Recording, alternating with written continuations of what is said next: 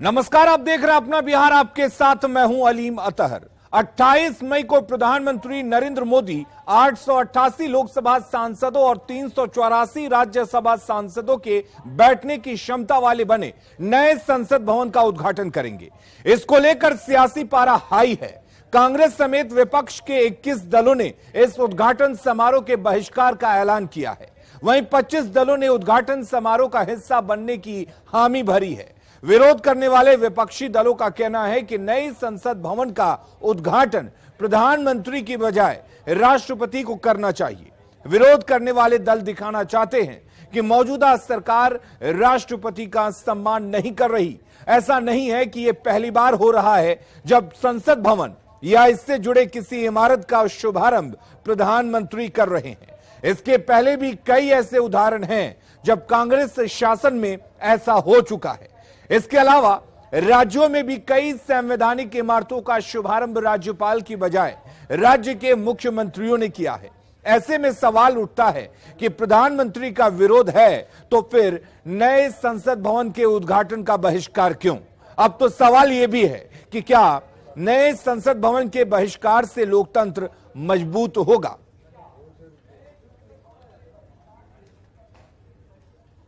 और अब आपको एक रिपोर्ट दिखाते हैं कि आखिर नए संसद भवन पर क्यों मचा है सियासी घमासान।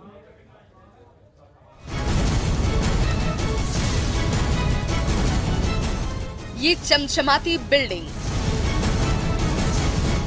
और बिल्डिंग के अंदर का ये भव्य नजारा उस नए संसद भवन का है जिसे 28 मई को प्रधानमंत्री नरेंद्र मोदी देश को समर्पित करेंगे। 28 मई को प्रधानमंत्री 888 लोकसभा सांसदों और 384 राज्यसभा सांसदों के बैठने की क्षमता वाले नए संसद भवन का उद्घाटन करेंगे। लेकिन उसके पहले देश की सियासत गर्म है। कांग्रेस समेत 21 दलों ने राष्ट्रपति के बजाय प्रधानमंत्री के उद्घाटन करने पर सवाल उठाए हुए हैं। उद्घाटन समारोह के बहिष्कार का ऐलान किया गया है। प्रधानमंत्री जी की मर्जी है, जैसे उनकी मर्जी चलती है बाकी चीजों में वो चला ले, लेकिन इतिहास बहुत निष्ठुर रिकॉर्डिंग करेगा इस दौर की। रक्षा मंत्री राजनाथ सिंह ने विपक्ष से अपील की कि वो एक बार फिर से अपने इस ऐलान पर विचार करें। मैं यही आग्रह करूंगा कि जिन दलों ने समारोह के बहिष्कार का निर्णय लिया है वे अपने फैसले पर राजनीतिक लाभ हानि से परे जाकर वह पुनर्विचार करें। वहीं गृह मंत्री अमित शाह ने विपक्षी दलों के बहिष्कार को ओछी राजनीति बताया।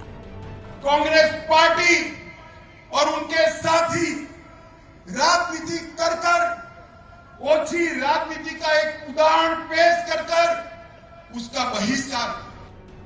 नई संसद के उद्घाटन पर रोक लगाने और राष्ट्रपति के हाथों उद्घाटन करवाने की मांग को लेकर सुप्रीम कोर्ट में भी याचिका दायर की गई थी, लेकिन सुप्रीम कोर्ट ने याचिका को खारिज कर दिया। सुप्रीम कोर्ट ने कहा कि ये कोई ऐसा मामला नहीं है जिसमें कोर्ट दखल दे। सुप्रीम कोर्ट से याचिका खारिज होने के बाद सवाल ये उठता है कि मोदी से विरोध तक तो ठीक है, लेकिन क्या मोदी विरोध के नाम पर नई संसद का बहिष्कार ठीक है? Bureau report, news 18। और नए संसद भवन के उद्घाटन का बहिष्कार करने को लेकर केंद्रीय राज्य मंत्री अश्विनी चौबे ने विपक्ष पर निशाना साधा है। अश्विनी चौबे ने कहा कि जो परिवारवादी और वंशवादी हैं, नए संसद भवन के उद्घाटन से उनके ही पेट में दर्द हो रहा है। पार्लियामेंट का जो उद्घाटन होने जा रहा है, आदरणीय प्रधानमंत्री जी देश के गौरव को बढ़ाएंगे, तो इनको दर्द हो गया है, पीड़ा हो गया है। और इस पीड़ा से ये व्यथित है, ये जितने भ्रष्टाचारी हैं, जितने परिवारवाद और वंशवाद वाले लोग हैं, उसके जो पोषक हैं, इनकी छटपटाहट हो गई है। क्या कि इन्होंने तो कुछ कभी किया नहीं, केवल वंश को पालने का काम किया। और एक पिछड़ा समाज का, अति पिछड़ा समाज का बेटा अगर पार्लियामेंट को बना रहा है, सेंट्रल विस्टा बना रहा है, भ्रष्टाचारियों पर रोक लगा रहा है, इनके पेट में दर्द हो रहा है। लोकतंत्र को मजबूती प्रदान करने के लिए विपक्ष की भी जिम्मेवारी है। सत्ता पक्ष के साथ साथ विपक्ष भी सरकार का अंग होता है। संवैधानिक रूप से नए संसद भवन का उद्घाटन महामहिम राष्ट्रपति महोदया के हाथों होना चाहिए था। जो केंद्र की मोदी जी की सरकार मनमानी करके हिटलरशाही तानाशाही करके नहीं करा रही है। इसी को लेकर के देश की 21 विपक्षी पार्टियों ने आपत्ति जाहिर की है और नए संसद भवन के उद्घाटन समारोह का बहिष्कार का निर्णय लिया है। एक व्यक्ति को देश, संविधान और विधायिका से ऊपर दिखाने के लिए सारे प्रोटोकॉल को ध्वस्त कर दिए गए हैं। नए संसद भवन को उद्घाटन होना है। उस उद्घाटन समारोह में महामहिम राष्ट्रपति और राज्यसभा के सभापति जो देश के उपराष्ट्रपति हैं उन्हें आमंत्रित नहीं किया गया है, जो कि संविधान के प्रावधानों के खिलाफ है, लोकतंत्र के खिलाफ है। हमारी मांग है कि नए संसद भवन का उद्घाटन महामहिम राष्ट्रपति महोदया से कराई जाए। देखिए, लोकतंत्र का मतलब है जनता का तंत्र, किसी एक पार्टी का तंत्र नहीं। और प्रधानमंत्री जी पूरे साल लगातार सिर्फ एक पार्टी के लिए पूरे देश में घूम घूम कर वोट मांगते रहते हैं। वो तो सिर्फ एक पार्टी के लिए अपना पूरा जीवन न्यौछावर कर रहे हैं। देश से तो कोई मतलब है नहीं। वो आदमी संसद का उद्घाटन क्यों करेगा भैया? क्या इससे डेमोक्रेसी को खतरा नहीं है? तो एक ऐसा आदमी करे जो अब कम से कम किसी पार्टी का चेहरा नहीं है, किसी पार्टी के लिए लोगों के बीच झूठ सच बोलने नहीं जाता है, और वो राष्ट्रपति हैं। नई संसद अपना स्वाभिमान का प्रतीक होगा, हमारे आवश्यकता के अनुसार होगा और राष्ट्रवाद के प्रतीक होगा, भारतीयता की प्रतीक होगा। जो अंग्रेजों के बनाया हुआ संसद है उस गुलामी के जंजीर से हम बाहर आएंगे और भारत का संविधान भारत के अनुकूल, भारत के लोगों का बनाया हुआ और भारत के विश्वास का प्रतीक होगा। तो नए संसद भवन के उद्घाटन को लेकर सियासी वार जारी है। विपक्ष कई तरह के आरोप लगा रहा है। ऐसे में अब यह जानना जरूरी है कि आखिर नए संसद भवन की जरूरत क्यों पड़ी। दरअसल संसद भवन यानी कि जो मौजूदा संसद भवन है वो लगभग 100 साल पुराना है। मौजूदा संसद भवन एक हेरिटेज ग्रेड 1 भवन है। भविष्य में यहां सांसदों की बैठने की जगह कम पड़ जाएगी। लोकसभा में सीटों की संख्या फिलहाल 545 पर बनी हुई है, लेकिन 2026 के बाद इसमें काफी वृद्धि होने की संभावना है। ऐसे में सीटों की कुल संख्या पर रोक केवल 2026 तक ही है। बैठने की व्यवस्था फिलहाल तंग और काफी बोझिल है। दूसरी पंक्ति के आगे कोई डेस्क नहीं है। सेंट्रल हॉल में केवल 440 व्यक्तियों के बैठने की क्षमता है और जब संयुक्त सत्र होते हैं तो सीमित सीटों की संख्या बढ़ जाती है। और यही वजह है कि नए संसद भवन को बनाना काफी जरूरी हो गया था और 888 लोकसभा सांसदों और 384 राज्यसभा सांसदों के बैठने की क्षमता वाला नया संसद भवन बनाया गया, जिसका उद्घाटन प्रधानमंत्री 28 मई को करने वाले हैं। तो पार्लियामेंट की नई बिल्डिंग के उद्घाटन के बहाने 2024 के पहले सत्ता पक्ष और विपक्ष एक दूसरे के खिलाफ खुलकर सामने आ गए हैं। यह जानना जरूरी है कि जो विरोध कर रहे हैं उनकी आज की तारीख में क्या ताकत है। 21 दल उद्घाटन समारोह का विरोध कर रहे हैं। विरोध करने वाले 21 दलों के लोकसभा सांसदों की कुल संख्या 147 है और विरोध करने वाले दलों के राज्यसभा में करीब 96 सांसद हैं। यानी कि लोकसभा का 26.97% समर्थन विपक्ष के पास है, जबकि राज्यसभा का 40.33% समर्थन विपक्ष के साथ है। तो यह तो विपक्ष की ताकत हुई।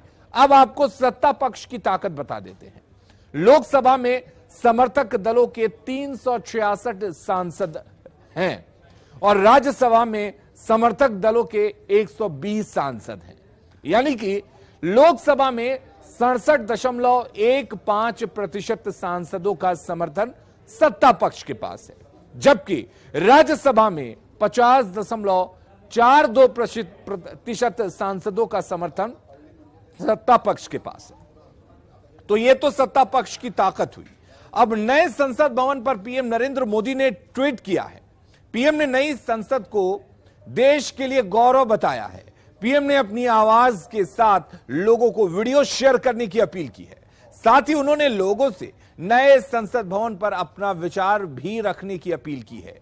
पीएम ने कहा है कि #MyParliament_MyPride लिखना ना भूलें।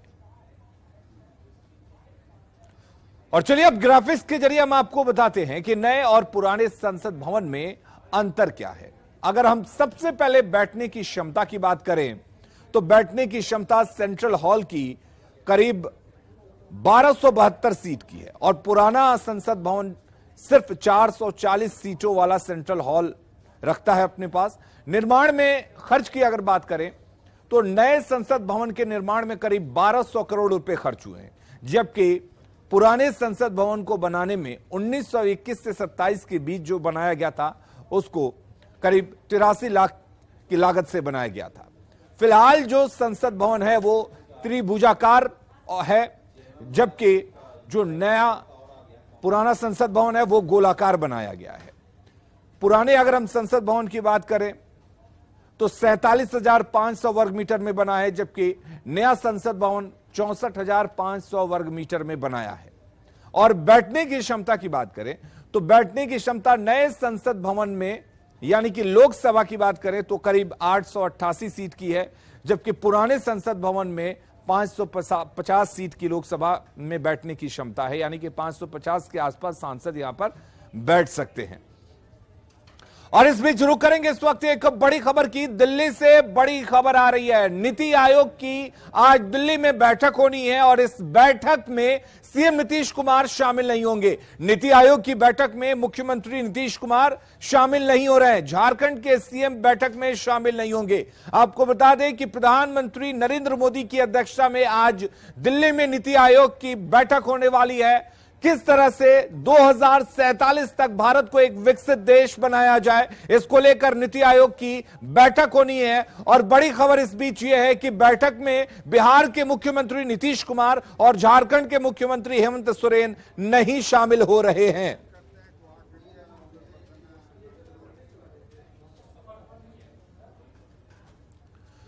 तो दिल्ली से इस वक्त एक बड़ी खबर बता दें। आज दिल्ली में प्रधानमंत्री नरेंद्र मोदी की अध्यक्षता में नीति आयोग की बैठक होनी है। इस बैठक में किस तरह से भारत को विकसित देश के श्रेणी में लाया जाए, यह चर्चा होगी, उस पर एक रूपरेखा तैयार होगी, प्लानिंग होगी।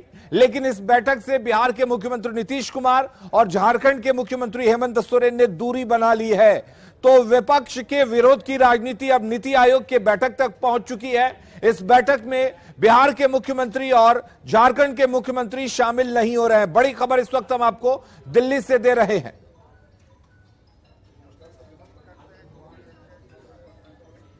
तो इस बीच एक और जानकारी आपको दे दें, अपडेट दे दें कि झारखंड के मुख्यमंत्री हेमंत सोरेन इस बैठक में शामिल हो रहे हैं। यानी कि प्रधानमंत्री की अध्यक्षता में जो बैठक होने वाली है इसमें झारखंड के मुख्यमंत्री हेमंत सोरेन शामिल होंगे, जबकि बिहार के मुख्यमंत्री नीतीश कुमार नहीं शामिल हो रहे हैं। और नीति आयोग की बैठक में सीएम नीतीश के नहीं शामिल होने को लेकर बिहार में सियासत तेज हो गई है। सत्ता पक्ष और विपक्ष के नेताओं की ओर से अलग अलग प्रतिक्रियाएं भी सामने आई हैं। क्या कुछ कहना है, सुनते हैं।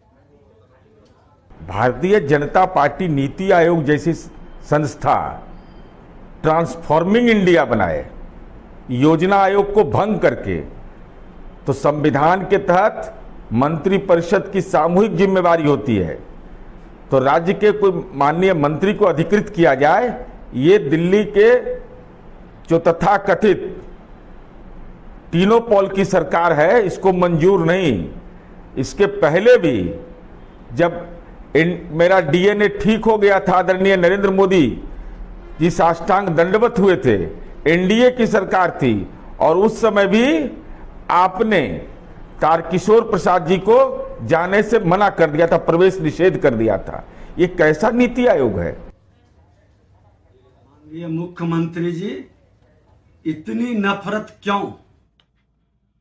नीति आयोग की बैठक में जाते, बिहार के हित में बात करते, देश के माननीय प्रधानमंत्री जी से नजर मिलाने में क्यों डर लगता है, क्यों लज्जा आती है? जनादेश का अपमान करने के कारण या बिहार की जनता के हित की सोच नहीं है? आपने नीति आयोग में हर बार जाने से इनकार कर रहे हैं।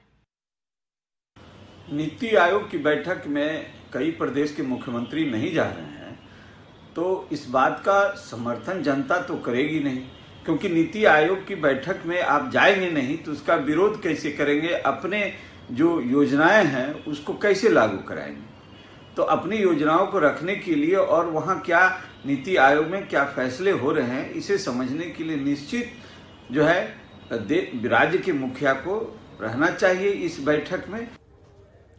और अगली खबर का रुख करते हैं। गोपालगंज में पंचायत उपचुनाव की काउंटिंग शुरू हो गई है। सुबह 8 बजे से थावे प्रखंड के डाइट भवन में कड़ी सुरक्षा के बीच मतगणना शुरू की गई है। थोड़ी देर बाद से मतगणना का रुझान भी आने लगेगा। गोपालगंज में 3 पंचायतों में मुखिया समेत 20 पदों के लिए वोटिंग कराई गई थी। आज सभी पदों पर रिजल्ट जारी होगा। वहीं सुरक्षा व्यवस्था को लेकर मतगणना केंद्र पर भारी से संख्या में पुलिस बल की तैनाती मजिस्ट्रेट के साथ की गई है। और इधर बिहार में मौसम का मिजाज बदला हुआ है, नजर आ रहा है। आपको बता दें कि कल तेज आंधी बारिश के बाद आज तापमान में गिरावट दर्ज की जा रही है। इसके साथ ही अगले 24 घंटे के लिए मौसम विभाग की तरफ से पटना समेत 16 शहरों के लिए ऑरेंज अलर्ट जारी किया गया है। तेज हवाएं और बारिश का पूर्वानुमान भी मौसम विभाग ने जारी किया है। अधिक जानकारी दे रही हैं संवाददाता विनीता मिश्रा। राजधानी पटना समेत 16 शहरों में तापमान में गिरावट दर्ज की गई है। कल तेज आंधी और बारिश हुई, जिसके बाद मौसम का मिजाज बदला हुआ नजर आ रहा है।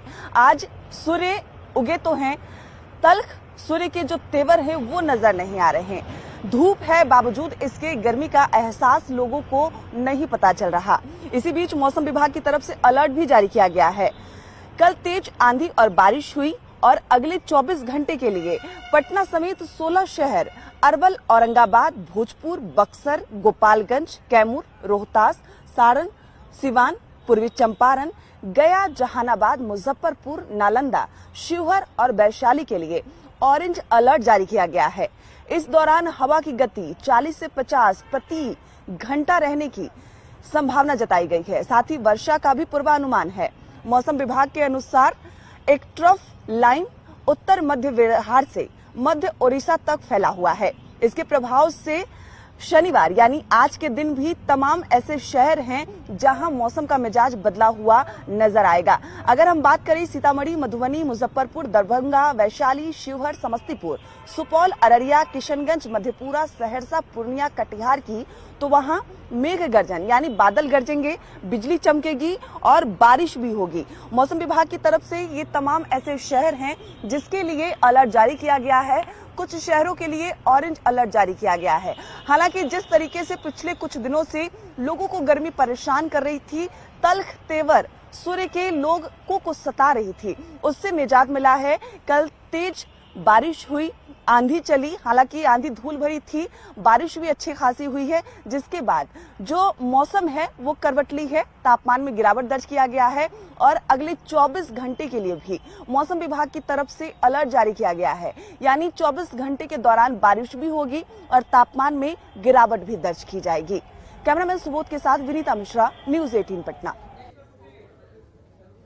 और अपना बिहार के इस बुलेटिन में फिलहाल के लिए इतना ही, लेकिन खबरें लगातार जारी हैं। आप बने रहिए न्यूज 18 बिहार झारखंड के साथ।